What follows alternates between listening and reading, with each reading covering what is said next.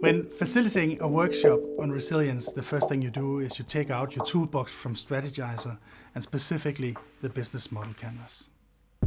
After that, step 1 is to actually gather a group of 3 to 5 people from your company with diverse perspective on your business.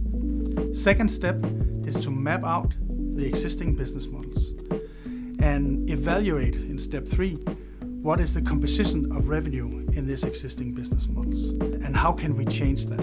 At step 4, ideas on how to change the composition of revenue. And those ideas you can get either from looking at cases and other companies, or you can look at trigger questions that we offer, or you can actually use AI as a help to generate ideas for making more resilient business models.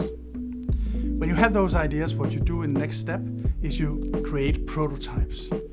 You create different prototypes to see how could we possibly build a new and more resilient business models. And after you build maybe 2, 3 or 4 prototypes, you select the one that you believe in the most. And with that one, you create some assets and you go out to your customers and you test those prototypes. So you test, is this still relevant for you? Is this more valuable than existing business models? Are you willing to pay in this certain way or buy in this certain way?